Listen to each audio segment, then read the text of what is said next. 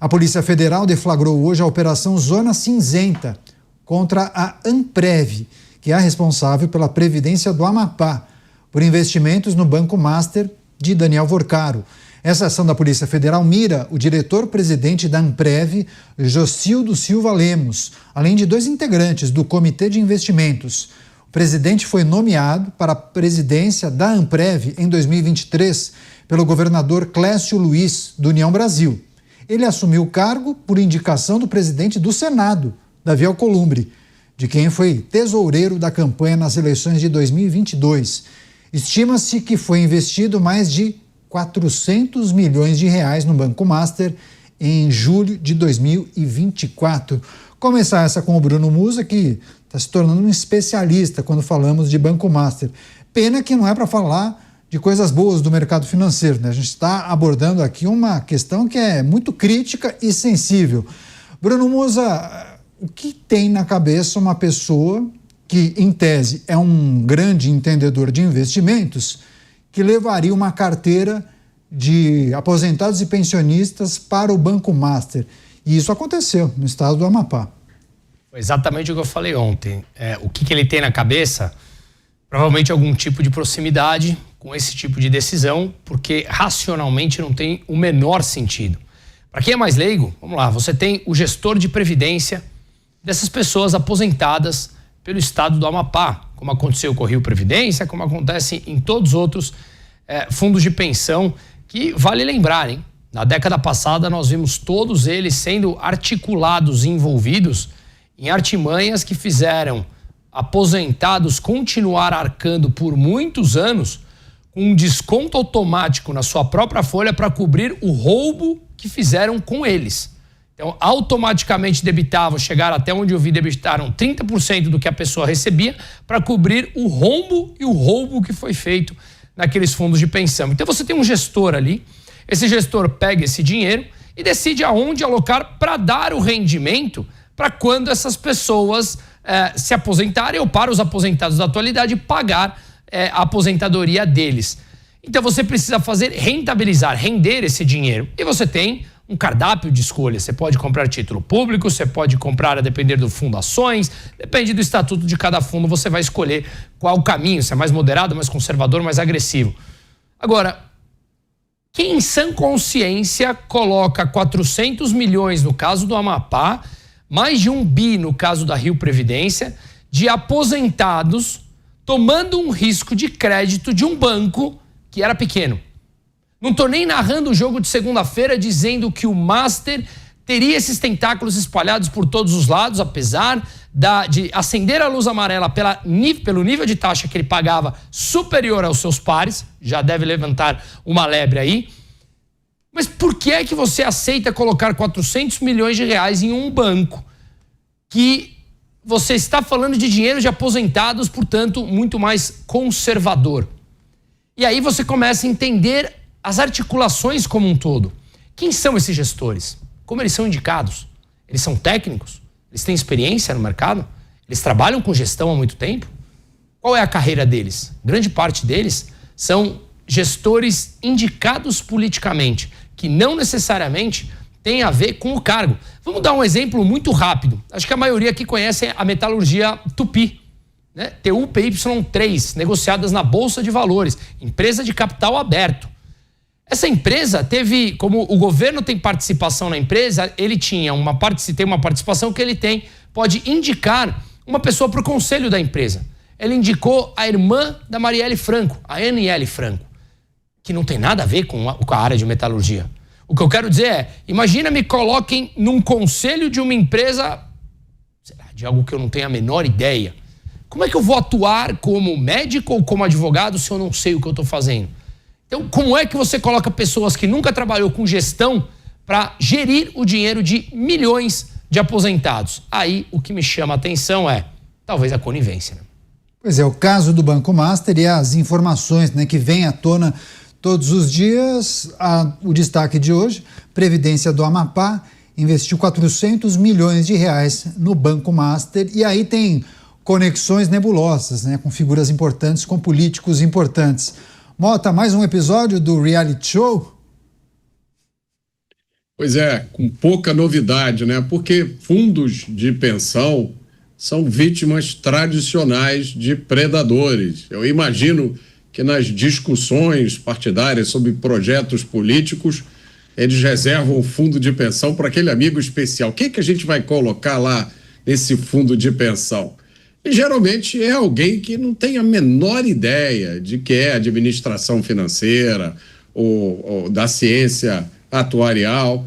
Então, malversação desse tipo de dinheiro não é novidade nenhuma. Agora parece que o Master está se encaminhando para quebrar algum tipo de recorde. Daqui a pouco o Guinness vai anunciar que nunca na história, tantos fundos de pensão caíram na conversa de um banco. Provavelmente, Caniato, porque o Master deveria ter um departamento comercial muito bom, né? Um pessoal muito persuasivo, devia levar uns slides lá de PowerPoint, e a gente só pode imaginar que tipo de argumento deve ter sido usado para convencer um gestor público a colocar o dinheiro dos aposentados em um banco que já estava sendo encarado com desconfiança por muita gente. Rápida parada para você que nos acompanha pela rede.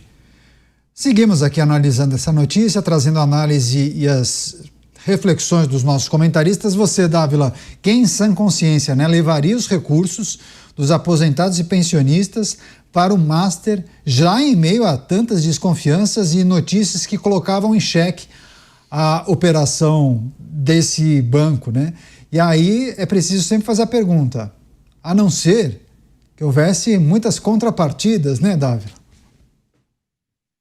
Caniato, é preciso entender a lógica de um Estado patrimonialista. Toda a rede que captura as instituições de Estado, elas funcionam como uma grande rede de conexão pessoais, eleitorais, de negócio, de corrupção, que faz com que alimente esse sistema que impera no Brasil há muito tempo. Então, a escolha do investimento não é técnica, é quem é que pediu. Se aquela pessoa pediu para eu investir e eu devo favor a ela por estar sentado nessa cadeira, por ter ocupar este cargo, vamos cumprir ordem, não importa a parte técnica da decisão. E o Musa sabe muito bem que não é só o fundo Amapá. Nossa, os fundos de previdência estão todos bichados com aplicações que não tem nada a ver, e é isso, então está tudo perdendo bilhões de reais. Então, Caniato, no Estado patrimonialista, o que conta são as conexões e como essas conexões alimentam distribuição de emenda, de favor, de subsídio e também de dinheiro de corrupção.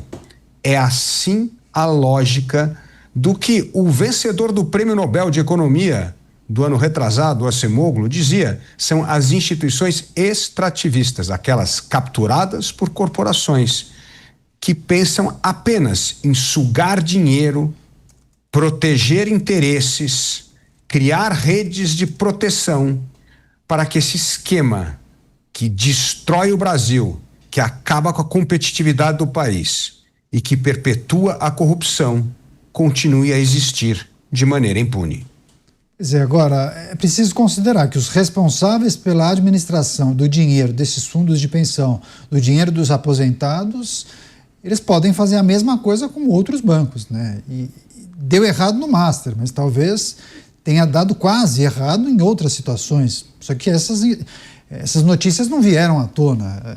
É preciso considerar, né, Bruno Musa, que há outros episódios parecidos, mas que não ganharam as páginas dos jornais, não é isso? 50 segundos. Deram muito errados e passaram batidos, e passam batidos. Eu lembro quando eu entrei no mercado rapidamente em 2007, a gente ouvia de muita operação, eu sempre trabalhei com pessoa física, fiquei pouco tempo trabalhando com institucional, da chamada operação Zé com Zé. Ou seja, um fundo vendia para o outro fundo, sendo que eles são do mesmo instituto, só para gerar comissão e pagar esse caminho todo. Então, quem perde é o aposentado e deixava a comissão para remunerar uma série de pessoas no meio do caminho. Pois é, e aí muitas perguntas a respeito da governança, da fiscalização, o que deve mudar a partir de agora, questionamentos que certamente serão feitos também para o Banco Central. Qual gestão teria errado? A gestão atual, de Gabriel Galípolo, ou a anterior, de Campos Neto? Enfim, a gente vai trazer isso daqui a pouquinho. Eu só vou chegar com a Rede Jovem Pan, todos conectados com a gente. Agora sim, a Rede Jovem Pan, aqui com a gente em Os Pingos nos Is. A notícia em destaque, uma operação de hoje realizada pela Polícia Federal. Previdência do Amapá teria investido uma monta de 400 milhões de reais no Master. Um diretor e 2 integrantes do comitê de gestão foram alvos dessa operação no dia de hoje, e a informação indica que há conexão com figuras bem importantes, um que indicou o outro, que teria levado o recurso para o Banco Master, e aí, naturalmente, aposentados e pensionistas na dúvida, né? O que vai acontecer a partir de agora? Rapidamente, Bruno, eu sei que a audiência rotativa da Jovem Pan, tratamos disso em um outro programa. O que a pessoa física, quando investe em um banco que acaba sendo liquidado, se ele fez um investimento até 250 mil reais, ele pode ser ressarcido por conta do fundo garantidor de crédito.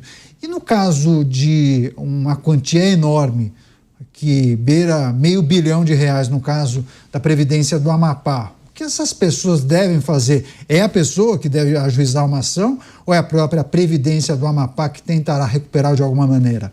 Primeiro rezar e se revoltar, né, Caneta? Depois você tem que ajuizar realmente, procurar a justiça e torcer para que de alguma forma isso seja ressarcido. Quando você menciona dos 250 mil, também não são todos os produtos, são alguns produtos que são elegíveis a serem ressarcidos pelo Fundo Garantidor de Crédito, como o CDB, LCI, LCA. Você pega, por exemplo, títulos como as chamadas LF, letras financeiras, que também foi parte de alocação de muitos aí que perderam dinheiro. Elas não são ressarcidas pelo Fundo Garantidor de Crédito, independente se for 10, 15, 20 mil reais, tá? Então, pessoas que investiram até sem saber que estavam investindo no Master, esses 400 milhões de reais do total de aposentados, isso fica perdido. A questão é que isso tem um custo político muito alto. E provavelmente chamem a capitalizar todos nós. Por exemplo, os pagadores de impostos de cada uma dessas regiões, seja no Rio de Janeiro, seja no Amapá, seja em São Paulo, seja em Minas, onde quer que seja. No fundo, quando o governo fala estamos ressarcindo, como aconteceu com o caso do INSS, estamos ressarcindo, ele ressarce como? Com o dinheiro do governo federal. Qual é o dinheiro do governo federal? É o dinheiro do pagador de imposto, somos nós. Inclusive aquele que já sofreu esse roubo de sua aposentadoria, ele é obrigado indiretamente, por conta da alta até dos impostos e dos gastos, a ressarci-lo ele mesmo. Então perceba que isso é um absurdo o que tem feito. E são pessoas que não têm o menor tipo de escrúpulo e pouco se importam com pessoas que passaram a vida inteira trabalhando para ter a sua própria aposentadoria. Só rapidamente eu mencionei um tema aqui, se me permite mais alguns segundos.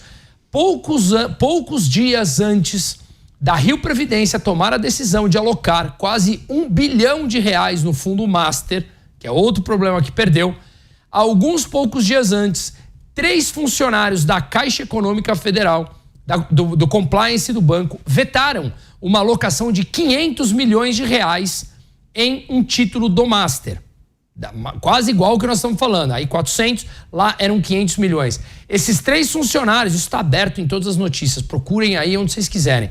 Esses 3 funcionários foram escanteados do banco e alguns dias depois o Banco Master conseguiu o aporte da Rio Previdência porque não tinha conseguido da Caixa. E agora a Rio Previdência perdeu e os 3 funcionários escanteados. Alguma coisa tá estranho, né? Pois é.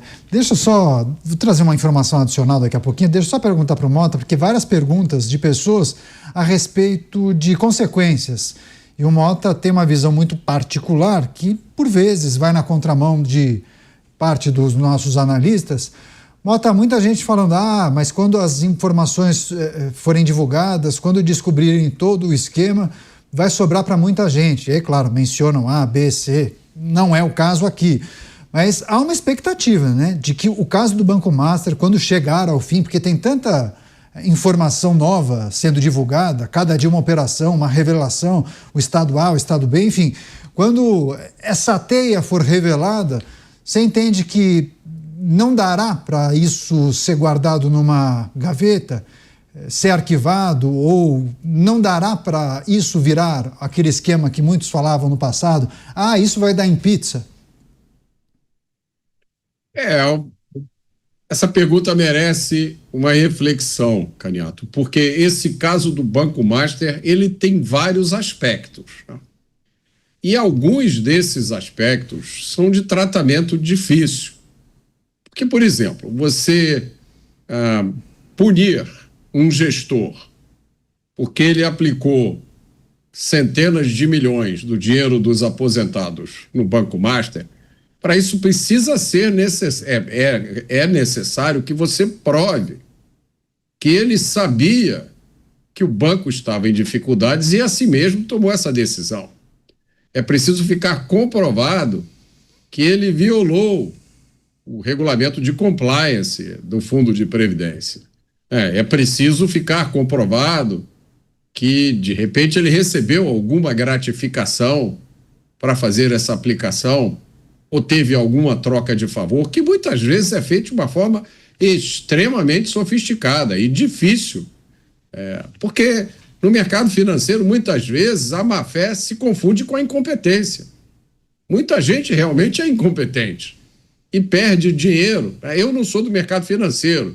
Eu tenho uma pequena poupança que eu tento investir para não perder muito com a inflação, mas eu notei, por exemplo, que há determinados investimentos nos quais o gestor do investimento ganha de qualquer jeito. Você investe, ele cobra uma taxa de administração. Quer você ganhe ou quer você perca. Se o investimento cair de valor, ainda assim ele cobrou a taxa de administração dele. E muitas vezes tem também a taxa de performance. Ou seja, além da administração que você paga, se o investimento valorizar, ele cobra um pedaço dessa valorização. Então, nem sempre o interesse do gestor de uma determinada instituição está 100% alinhado com o interesse do investidor. No caso dos aposentados, isso é uma coisa ainda mais cruel, porque essas pessoas colocaram dinheiro lá confiando que alguém vai cuidar do dinheiro delas melhor do que elas cuidariam. E aí você toma um susto, porque você descobre que nomearam alguém para cuidar do seu dinheiro que, olha, não se sabe se por incompetência ou má-fé jogou uma boa parte desse dinheiro fora. Pois é, o Mota trouxe uma informação importante. É tão verdade isso que o Mota falou que nós observamos nas redes sociais uma proliferação de gurus que ensinam você a investir, para não seguir os assessores de investimento no banco. Porque muitos assessores de investimento no banco acabam sugerindo os piores investimentos. O Bruno Musa conhece o mercado melhor do que ninguém e sabe bem disso. Rapidamente, quer fazer um apontamento em relação a isso, Bruno? E o mercado ele tem mudado bastante, né? Por exemplo, eu atuo como consultor, onde você deixa de ser remunerado pelo produto, porque de fato você cria um conflito de interesses natural. Se você é remunerado pelo produto, o que te impede de impedir o produto que remunera mais a você e não ao cliente? Mas isso eu acho que existe em todas as profissões. O médico que quer operar e poderia fazer um tratamento mais longo. Eu acho que é natural que a gente tenha que ter confiança naquela prestação de serviço, mas de fato o que foi colocado aqui é verdade. Mas o mercado ele tem mudado, abrindo mais transparência, e você vê uma mudança que aconteceu nos Estados Unidos há anos, porque senão realmente os problemas a gente consegue olhar nas capas dos jornais aí ultimamente.